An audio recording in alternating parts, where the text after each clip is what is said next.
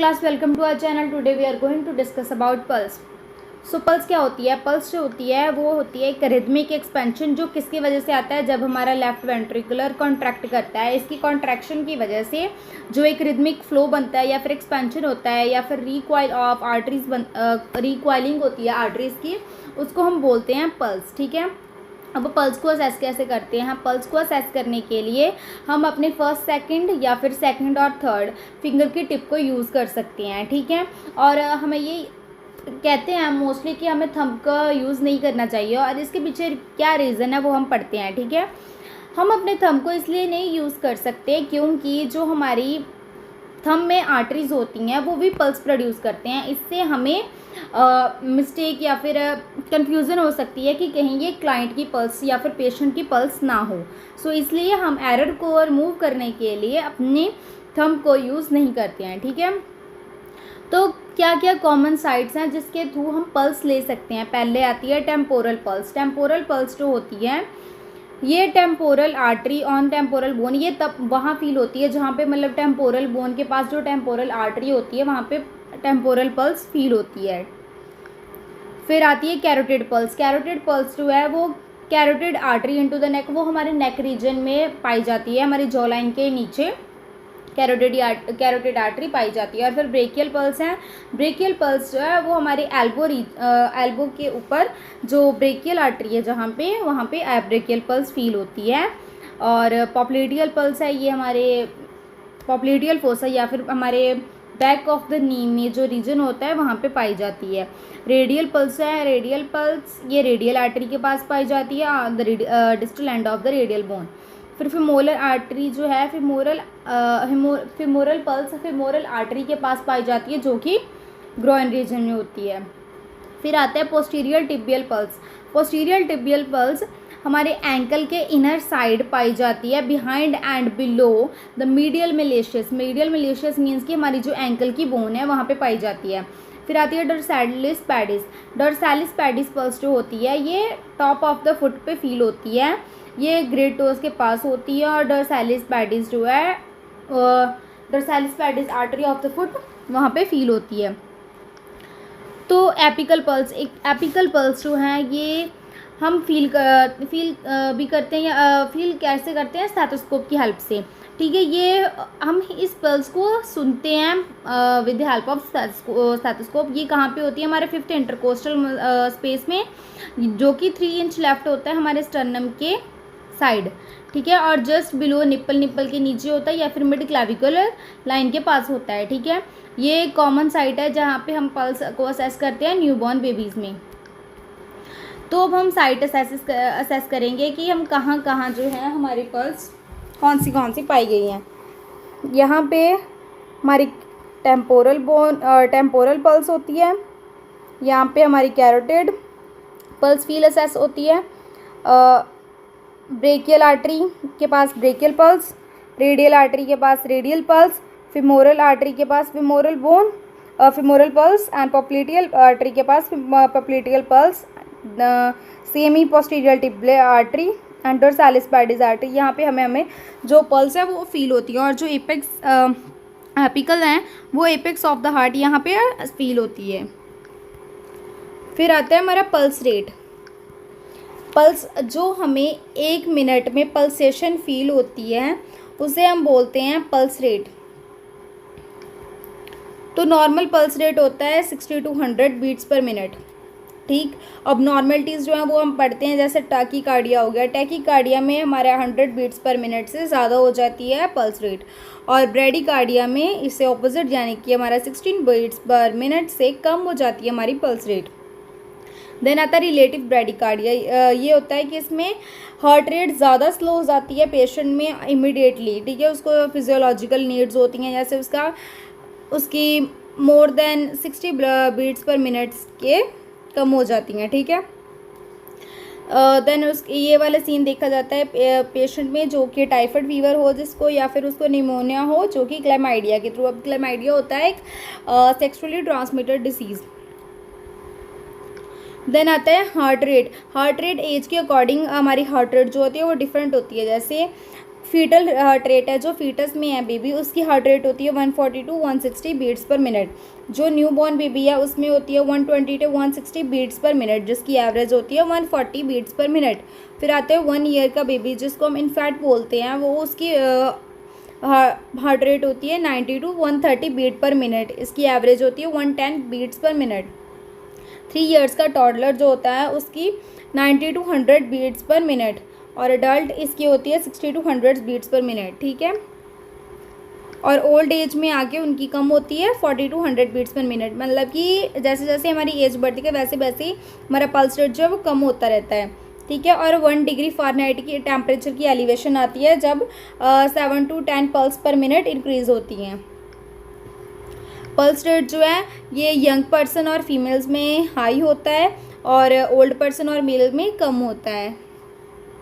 Pulse rate increase कर जाता है जब हम एक्सरसाइज करते हैं, हीट में जाते हैं, मतलब गर्मी ज़्यादा होती है, ब्लड प्रेशर अगर लो हो हमारा, हैमरेज ब्लड लॉस हो रहा हो या फिर पेन में हो, ठीक है, उस टाइम ब्लड पल्स रेट जो है वो स्लो इंक्रीज़ हो जाता है। फिर पल्स रेट डिक्रीज़ कहाँ करता है, जब हम कोई सेडेटिव ड्रग ले लेते हैं या फिर कोई कोल्ड एप्लीकेशन लेते हैं। पल्स एम्पलीट्यूड, या फिर जिसको हम बोलते हैं कि क्वालिटी ऑफ पल्स, कि पल्स की क्वालिटी क्या है उसकी फुलफिलनेस के बेस पे, ठीक है। अब एब्सेंट पल्स, एब्सेंट मतलब कि पल्स जो है वो पैल्पेबल ही नहीं है, फील ही नहीं हो रही है वो पल्स, देन उसको बोलते हैं एब्सेंट पल्स। फिर आती है थ्रेडी पल्स, थ्रेडी प्लस पल्स में बोलते हैं, जिसको हम फिलीफॉर्म पल्स भी बोलते हैं। ये वीक होती है, बहुत ही बेयरली, मतलब बहुत ही रेयर होता है कि ये फील होती है, ये डिसअपियर हो जाती है कुछ टाइम बाद, प्रेशर अप्लाई करने के बाद ये डिसअपियर हो जाती है, इसको बोलते हैं थ्रेडी पल्स। फिर आती है वीक पल्स, वीक पल्स जो होती है ये नॉर्मली डिसअपियर कर जाती है प्रेशर के बाद, ठीक है, प्रेशर के साथ ये डिसअपियर कर जाती है। नॉर्मल पल्स जो है ये पल्सेशन फील होती हैं और ईजिली फील होती हैं, पर ये डिसअपियर हो जाती हैं जब हम मॉडरेट प्रेशर अप्लाई करते हैं। फिर आती है बाउंडिंग पल्स, बाउंडिंग पल्स जो होती हैं ये स्ट्रॉन्ग और पावरफुल पल्स होती है और ये इंक्रीज़ हो जाती है स्ट्रोक वॉल्यूम के टाइम पे, ठीक है। और ये डिसअपियर नहीं होती जब हम इसके ऊपर प्रेशर अप्लाई करते हैं इस पल्स के ऊपर, देन हमारी पल्स जो है वो डिसअपियर नहीं होती, हमें उस टाइम भी फील होती है। ये नॉर्मल होती है जब हम हैवी एक्सरसाइजेस कर लेते हैं या फिर प्रेगनेंसी टाइम या फिर अल्कोहल कंजप्शन के टाइम, या जिसको पेशेंट को एंजाइटी ज़्यादा हुई हो उस टाइम पे इतनी हमारी नॉर्मल होती है, ठीक है, पल्स। फिर रिदम और रेगुलरिटी ऑफ बीट्स, हमारी बीट्स की रिदम या फिर रेगुलरिटी के बारे में पढ़ेंगे।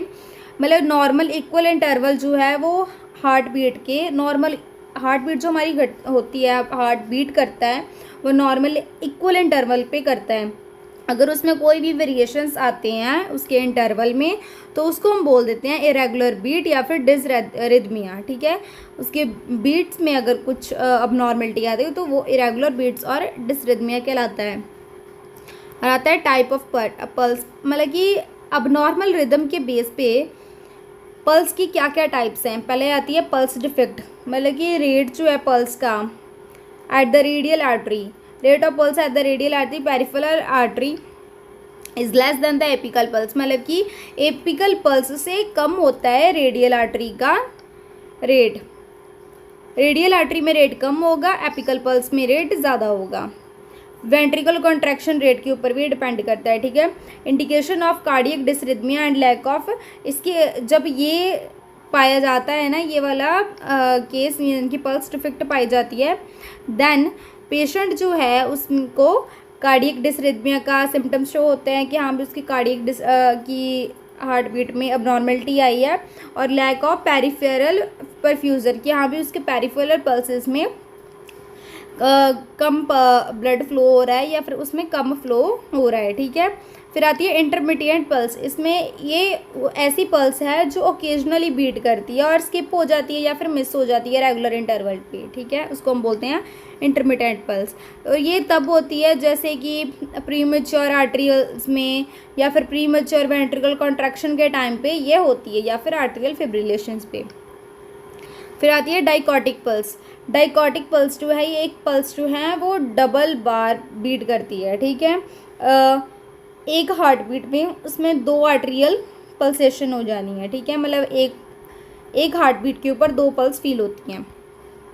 अब type of pulse based on abnormal, उसकी अबनॉर्मल वैल्यू के बेस पे पल्स की इसकी क्या टाइप है। पहले तो आती है वाटर हैमर पल्स, जिसको हम कॉरिगन पल्स या फिर कोलैप्सिंग पल्स भी कहते हैं। ये वो पल्स होती है जिसमें पावरफुल अपस्ट्रोक या फिर फुल वॉल्यूम आती है। पहले फुल वॉल्यूम आएगी या पावरफुल आएगी, फिर बाद में वो सडनली डिसअपियर कर जाएगी, ठीक है। हॉलमार्क ऑफ एयोर्टिक, इसमें एयोर्टिक रिगर्जिटेशन होता है, इनकम्पिटेंस मतलब इनकम्प्लीट होती है ये, ठीक है। पल्स अल्टरनेंस, इसमें होता है कि वीक पल्स है, उसमें कम वॉल्यूम होती है, अल्टरनेट करती है जब स्ट्रॉन्ग पल्स के साथ अल्टरनेट करती है, बट रिदम जो है वो नॉर्मल होती है। फिर आती है बेजिबल पल्स, ये कपल्ड पल्स है, मतलब कि इसमें 2 रेगुलर बीट्स जो हैं वो लॉन्गर पॉज के बाद आती हैं। वायरी पल्स, इसमें एक टेंस पल्स है जो वायर या फिर फिल्म कॉर्ड की तरह फील होती है। फिर पैराडॉक्सिकल पल्स, जिसको हमको स्मॉल पल्स भी कहते हैं, ये इसकी स्ट्रेंथ जो है पल्स की वो डिक्रीज कर जाती है। वो systolic blood pressure during inspiration के टाइम पे पल्स की स्ट्रेंथ जो है वो डिक्रीज कर जाती है। और ये कहाँ उन पेशेंट में पाई जाती है जिनको अस्थमा हो, कार्डियक टेम्पोनेंट्स हो, ऑब्स्ट्रक्टिव स्लीप एपनिया हो या फिर और भी बाकी कंडीशंस हो जो कि उसके प्रेशर को। Now we are discussing about the regulation of pulse. हम पल्स को रेगुलेट कैसे कर सकते हैं। पहले हमने ये तो पढ़ लिया कि हाँ भी कैसे कैसे अब नॉर्मल पल्सेस कौन सी होती हैं, ठीक है। अब हम पढ़ेंगे कि उसको रेगुलेट कैसे करना है। तो फर्स्टली हमारे पास आती है एरोबिक एक्सरसाइजेस हमें करनी चाहिए, ठीक है, जिससे हम अपनी पल्स रेट को रेगुलेट कर सके। स्ट्रेस रिडक्शन एक्टिविटीज़ करनी चाहिए ताकि हमें स्ट्रेस ना हो और हमारे पल्स रेट में एलिवेशन ना हो। जैसे डीप ब्रीदिंग करनी चाहिए, मेडिटेशन करनी चाहिए, जिससे हम काम रहें, पीसफुल रहें और हमारी पल्स भी एकदम ठीक रहे। हमें हेल्दी लाइफस्टाइल को फॉलो करना चाहिए, हाइड्रेटेड रहना चाहिए, हेल्दी खाना चाहिए और अल्कोहल और कैफीन कंजप्शन को लिमिट करना चाहिए, ठीक है। और स्मोकिंग को हो सके तो क्वाइट ख़त्म करना चाहिए, मतलब बंद करना चाहिए कि हमें स्मोकिंग लेनी ही नहीं है, रिस्ट्रिक्ट करनी है। और पेशेंट को क्वालिटी ऑफ स्लीप लेनी है ताकि वो अपने आप को हेल्थी और फिट एंड फाइन रख सके। सो इसी के साथ ये वीडियो हमारी ख़त्म होती है। Thank you guys for watching this video and do support us by like and subscribe our channel.